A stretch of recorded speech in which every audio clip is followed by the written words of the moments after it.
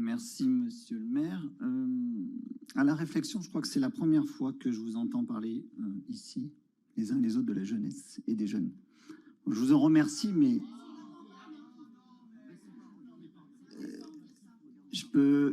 vous m'avez posé un certain nombre de questions, si je peux répondre. Merci.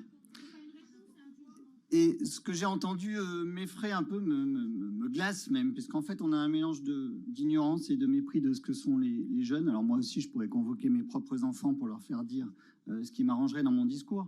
Je m'en passerai ici.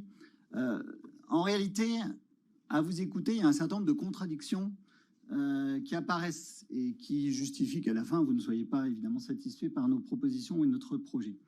Contradiction, puisque vous nous reprochez d'un côté d'avoir des objectifs trop ambitieux, abstraits, je ne reprendrai pas vos propres mots, et d'un autre côté, parfois de rentrer dans le détail, et on a listé un certain nombre de mesures, un certain nombre d'actions que nous avons faites ou que nous comptons faire au titre de la ville et du CCAS dans le document qui vous a été envoyé. Deuxième contradiction, vous nous reprochez parfois d'agir seuls, comme si nous étions seuls dans un monde isolé, alors qu'au contraire, nous avons ici mis en avant le fait qu'on voulait travailler avec tous les acteurs, que ce soit des acteurs associatifs ou les acteurs plus institutionnels qui sont en lien avec la jeunesse. Autre contradiction, et sans doute n'avez-vous pas vu le fameux film dont tout le monde a parlé, mais sans doute ne l'avez-vous pas vu, le Don't Look Up. Vous traitez d'éco-anxiété. Un fait, c'est une réalité. Vous pouvez la nier, vous pouvez la refuser, mais cette réalité s'impose à nous et elle s'impose aux jeunes comme à nous tous ici. Cette éco-anxiété, je l'ai posée comme Monsieur un Pinel, constat. je vous invite à vous taire quand vous n'avez pas la parole, s'il vous plaît. Même si nos auditeurs ne vous entendent pas, ça fait un petit bruit de fond désagréable. Merci, monsieur le maire. Cette éco-anxiété, nous l'avons posée ici comme un constat et non pas évidemment comme un souhait, comme un objectif. Nous souhaitons sortir justement cette éco-anxiété. Les jeunes sont en train de la transformer eux-mêmes en éco-colère et ils ont raison, ça se manifeste y compris d'ailleurs sur le plan politique ou dans la rue. Vous parlez d'idéologie là où on ne voit que la République en ce qui nous concerne. On voit des valeurs. Monsieur Redjeb, vous nous avez parlé d'une idéologie. Non, ce n'est pas une idéologie la République, c'est un ensemble de valeurs qui nous rassemblent et la jeunesse porte largement ces valeurs.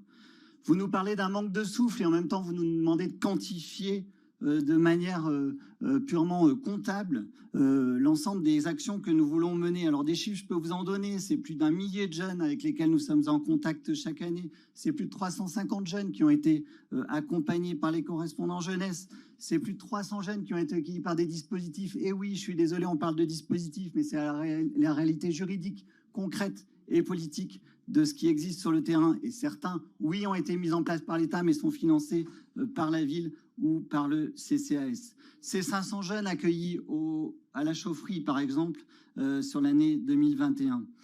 On pourrait citer des chiffres, on en a cité quelques-uns dans le document, mais justement, ce qu'on vous propose, nous, c'est une vision beaucoup plus large. Vous nous parlez aussi de conservatisme.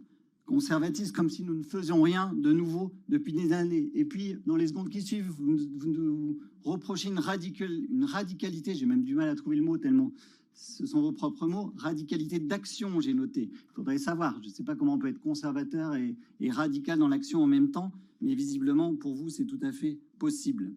Bref, on n'a pas à rougir des actions que nous avons menées. Elles sont fortes. Le Forum des droits des jeunes, qui a eu lieu il y a quelques mois, l'a montré. On travaille avec les jeunes, on élabore avec ces jeunes un certain nombre de dispositifs, comme vous dites, d'actions en tout cas, qui les concernent. Pour ceux qui voudraient avoir plus de renseignements, j'ai entendu une sorte de complainte sur la difficulté d'accès des jeunes aux informations. Il existe un site internet, jeunes-grenoble.fr, qui recense tout ce qui existe sur Grenoble à destination des jeunes. Voilà, je pourrais continuer comme ça cette longue litanie de vos contradictions elles-mêmes, mais pour ma part, je suis très fier de co-porter aux côtés d'Anna Brel-Breton cette délibération.